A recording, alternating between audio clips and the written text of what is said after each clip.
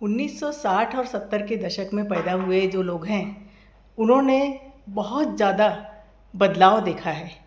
बहुत ज़्यादा बदलाव उन्होंने इस संसार में देखा है। उन्होंने बैलगाड़ी से लेकर स्पाइस जेट तक देखा हुआ है। इतना ज़्यादा बदलाव देखने वाली ये आखिरी पीढ़ी है।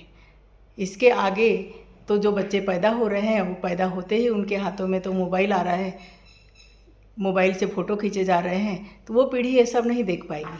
आखिरी पीढ़ी है हमारी जिसने स्कूल में दवात और पेन से लिखा हुआ है, जिसमें हर बच्चे का हाथ नीला होता था, कपड़ों पर धब्बे होते थे, टेबल पर धब्बे होते थे, और दवात जो पेन होता था वो अक्सर लीक होते रहता था।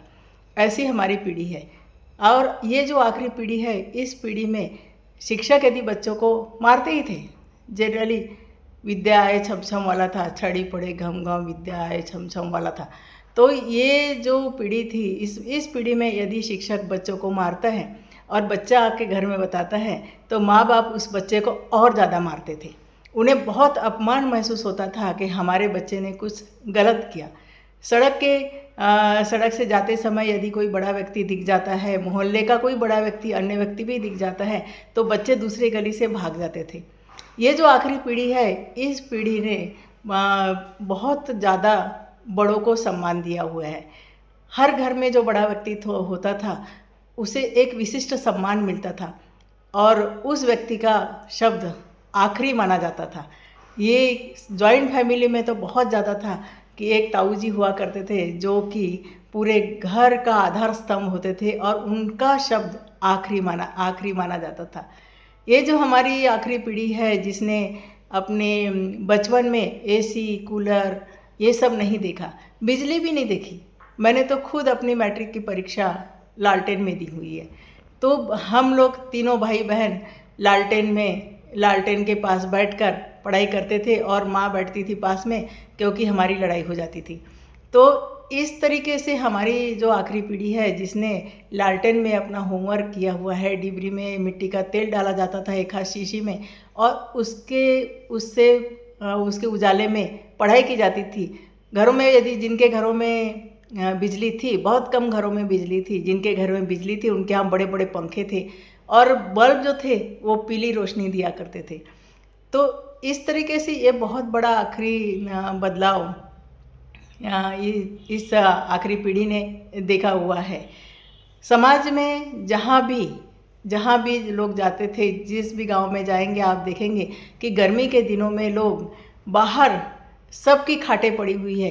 पड़ोसियों की सड़क के किनारे, पड़ोसियों की आजू बाजू के सबके लोगों की खाटें रहती थी और मच्छरदानी लगाकर लोग सोते थे।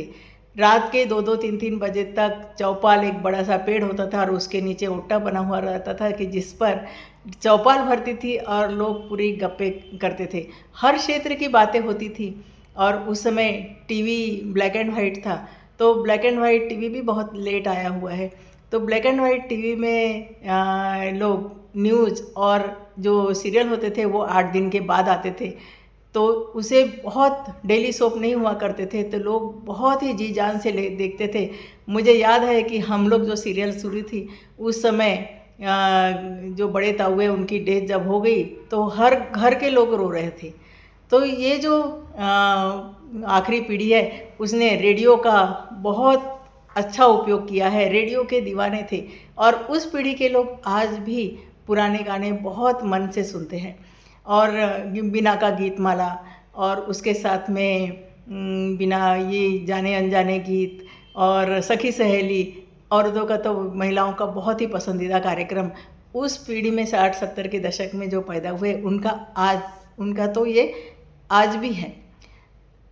अभी जो 1 सेकंड में मैसेज चला जाता है, लेटर चला जाता है, हमारे तो पत्र आने में, अपने जज्बातों को दूसरे तक पहुंचाने में कई दिन लग जाते थे और उसके बाद में 15-20 दिन तो उस खत का उत्तर आने में लग जाते थे।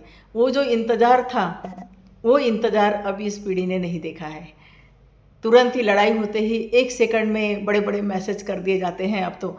और हमारी आखिरी पीढ़ी है कि जब किसी के गुस्सा आने के बाद यदि कुछ लिखा गया है तो उसका उत्तर आने तक तो गुस्सा ही शांत हो जाता था। हमारी ये जो आखिरी पीढ़ी है जिसने चूल्हे पर बना हुआ खाना खाया है, नीचे पालथी मार के बैठे हुए हैं। शादियों में लंबी लंबी पंगतें चलती थी और लोग एक दूसरे को प्यार से खिलाते थे, एक दूसरे की कटोरियों से खाते थे। बच्चा तो मोहल्ले में किसी के भी घर में खा ले तो बुरा नहीं माना जाता था। तो ये आखिरी पीढ़ी ने हमने ये देखा हुआ है।